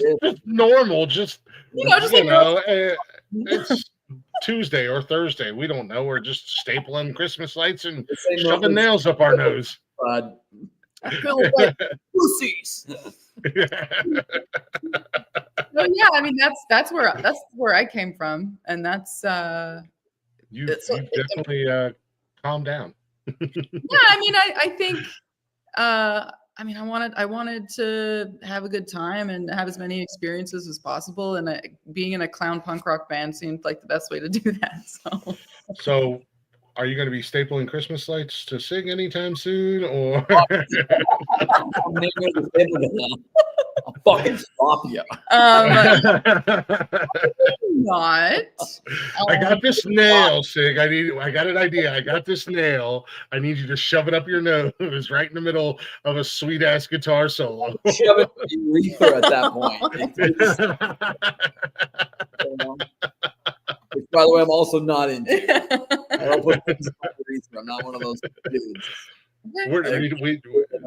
We don't kink shame here on the Nonsensical Network. You're fine. But one time in my youth, I was in my late teens, and I had some trouble urinating, and I went to the doctor the test. And back then, they couldn't do just a regular, urine test like they do today for those things.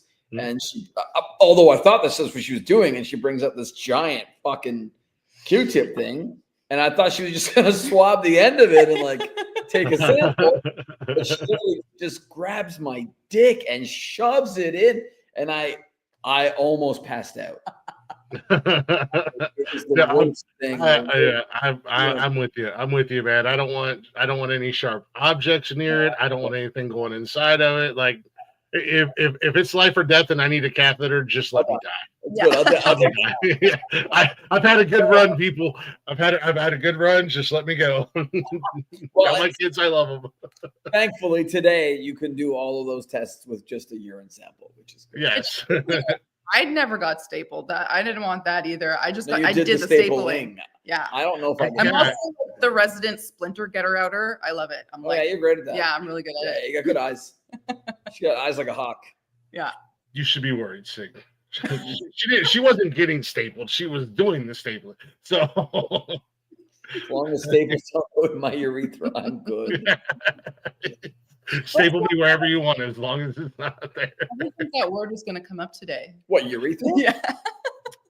You never know what's going to happen on the Nonsensical Network. That's all I got to say. Personally, there's not a day that goes by where the word urethra doesn't come up in my life. I can't remember the last time the word has come up in my life, so it's a first for everything. You guys, I don't want to keep you guys too long over the 2 hours. You guys have been great. You guys are awesome. Thank you. I got it up on the screen, but let everybody know where they can find you guys at, social media wise, all that fun jazz. Oh, you want the spiel now?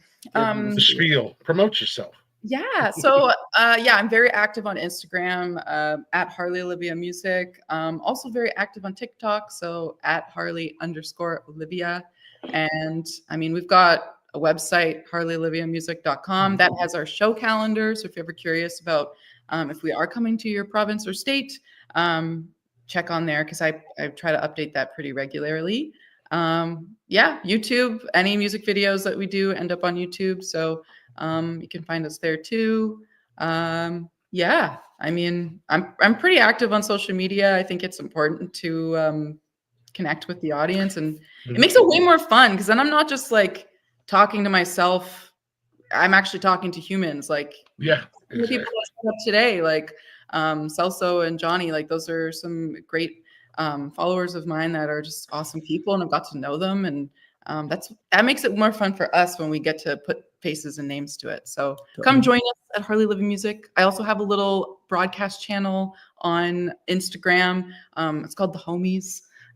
So join that. I really put fun things in there and polls and behind the scenes content that I don't post to my main feed. So it's a good time. Yeah. I go and follow you guys. That's kidding. Yeah. This is about you. No, but the is a fucking awesome producer. It's about you too, man.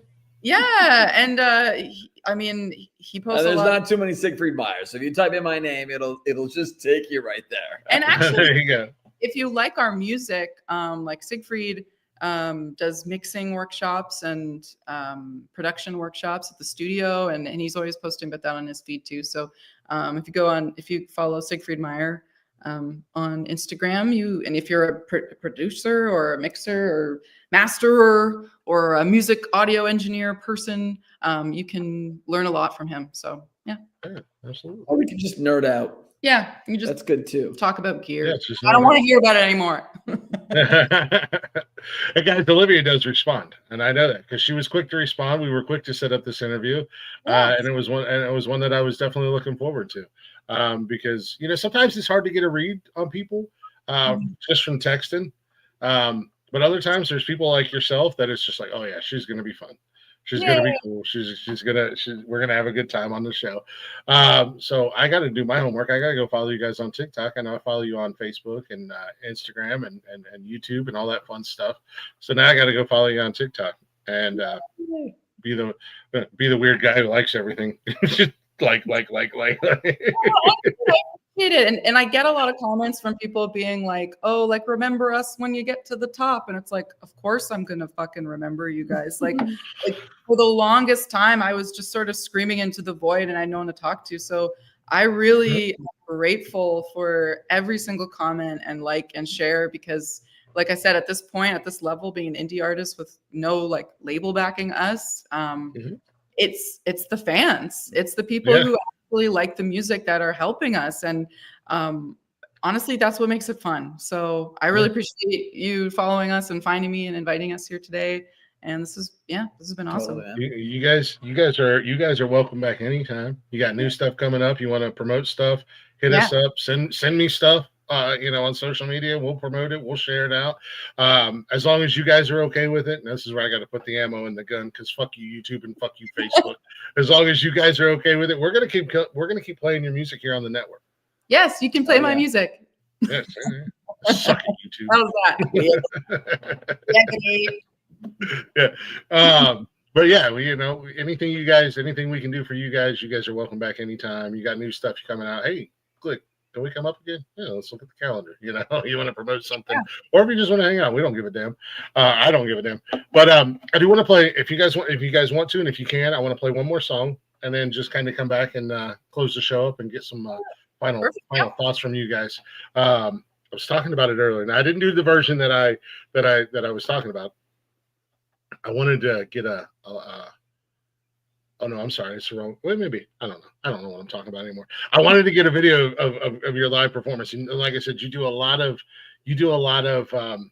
music videos of live performances, and that's really cool. So you guys can get a little taste of what you're going to see if you go see these guys live. If you go see Harley live, be prepared, because she's going to wear you out, and you're not even going to do anything. You're just going to get wore out watching her. You'll be jumping, goddamn. Yeah, here's a little Harley Olivia with "You're Not Ready."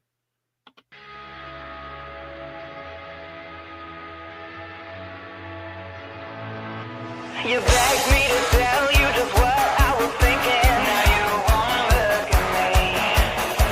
You tore up my dress and my heart is now sinking. Now you won't look at me. Dirt in my hair and my fingers are bleeding, but you will look at me. Ripped out my heart with your hands are still beating, but you take down without a path, don't leave me dying here. You're not ready, not ready. You can't handle me. You're not ready, not ready. You can't handle me. When you look me in the eyes, it took us both for surprise. Who could ever know? Don't let me go to tunnels, now I wanna follow you now. Let me take you home. Lost in my thoughts, should I try to endure this? Will you ever see? I won't pretend that your coldness is charming. Just like empathy. I tried to tell you just how I was feeling. This is not real love. Now I'm a mess looking up at a ceiling. I took too long, this is wrong, just want you out of here. You're not ready, not ready. You can't handle me. You're not ready, not ready. You can't handle me. When you look me in the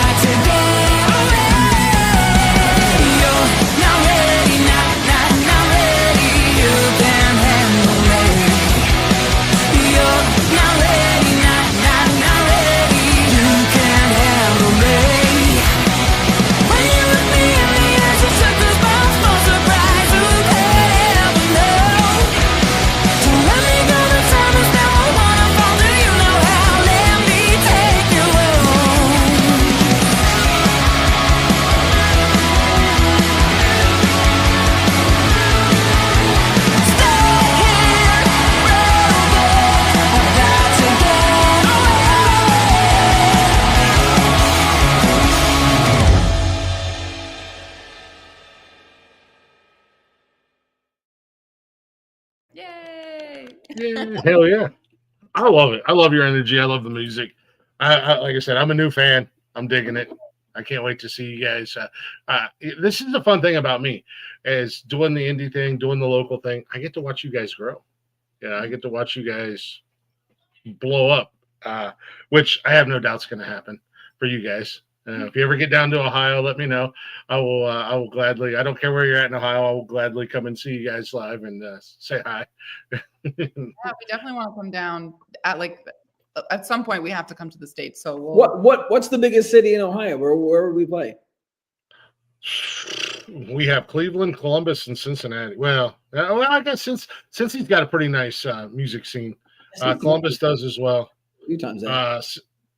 Yeah, since he's down southern, it's basically we've been trying to give Cincinnati to Kentucky for years. They just won't take them, but they're down on the border. But Cleveland and then Columbus. Columbus has got a pretty good music scene. Surprisingly, my little neck of the woods is pretty good for music as well. So we've got a couple different areas, a couple different spots that they bring people in from all over the place, especially out at the lake. This summer's just getting ready to pop off, and I was already looking at the calendar going, the kids aren't here this weekend. Who's performing? Where am I going on the lake this summer to see music? So get down there. Yeah. So before I let you guys go, first and foremost, thank you guys. You guys, anybody listening, y'all out there catching the replay, first and foremost, go give Harley a follow. Go give her some love. Come join us. Go say hello. Yeah, go say hello. Go give her some love. Tell her Glick sent you, and drop a like, drop a comment on this show on the replay. That way it boosts the algorithm. It'll help you guys out as well. But no, thank you guys so much. You guys were great. Looking forward to hearing more music, and like I said, looking forward to definitely seeing more bigger and better things come out of you guys. Awesome, thank you. Yeah, well, thank you so much for having us. We appreciate it. It's been fun. Before I let you get out of here, anything you want to leave the people with? Any words of wisdom? Any final thoughts? Anything like that?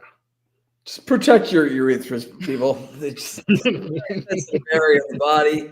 Just make sure that you keep it well guarded. Hashtag protect your urethra. Yeah, keep it safe, and it's like that thing that Bob Barker would say at the end. He's like, "Help control the population." Everybody, my thing is help control urethra damage. Oh my god! Protect your urethra. Yeah, I think that's the best way to end wear it. a condom all the time. It's wearing all the time. Perfect. Thank you. Oh my god! Jonathan's mom. She agrees. Yes, you agree with me. Thank you. Yeah, you guys are great. I just got to close out. I got to do my closing spiel, all that fun jazz, and play the outro. You guys are welcome to hang out. If you got to go, you got to go. Don't worry. I won't hold it against you. But no, again, thank you guys for all hanging out. Yeah, man. Checking it out. Hopefully you guys enjoyed the interview. Hopefully you guys enjoy Harley's music. Go give her a follow. Go show her some love, like I said. Check us out as well. It's not all about Harley because it's my show. It's got to be about me a little bit. No, check us out, bio.link/nonsensical network. Check out all the shows. Speedway Stories with Wally on Mondays. Glick's House of Music with me. What do I got coming up next week? I have no idea. I can't keep track of my calendar. I just learned how to use my Google Calendar on my phone, by the way, when I started doing this show. Next week, I got Bo Haas and his wife coming to hang out with us. That'll be fun because they're part of the Roland Jouett family and Jake Young family. So he came highly recommended. So looking forward to hanging out with Bo and his wife. Great musicians, been around for a long time and made a lot of great music. Wednesdays, we don't know what's happening on Wednesdays. Something. Blaze and I are working that out. Thursdays, Wally's talking all things reptiles. Fridays, Blaze and Mike are back with Nonsense and Chill. It's a movie show. They're doing movie stuff. Saturdays, you guys know what Saturday is. The inmates take over the asylum. We do the open door challenge. We drop the link in the chat, and we invite you fucking weirdos to come hang out with us. We just ask you to keep your pecker in your pants. because I have to ask that because it's happened to us. And there's the ninja finally making an appearance. Who's that? Oh, he's adorable. Oh, fluffy thing. And then Sundays we do Unnecessary Roughness, our sports show. Don't forget, every other Saturday, Cash and I are here doing all things wrestling on Cash's Corner. That's my youngest son, and him and I do a wrestling podcast together. So check us out, bio.link/nonsensical network. We appreciate you guys listening. We appreciate y'all listening. Don't forget to tell a friend. And again, go check out Harley, because she's awesome. Sig is awesome. And their Ninja Cat is also awesome. Yeah, Ruby. And actually, Ruby's on my merch too. You can get a T-shirt with his face on it. And you never know, you might see a sexy cat and a crazy cat lady in the middle of a street in Canada yelling at each other if you go to one of their shows. Yeah, it could happen again. But no, thank you guys. You guys are great. You guys are awesome. I gotta figure out how to find my buttons. There we go. And we're gonna end this thing. So thank you guys again. And like I said, you're more welcome to hang out. It'll just do an automatic intro and then kick us backstage. If you got to leave, feel free to leave. All right. Over here.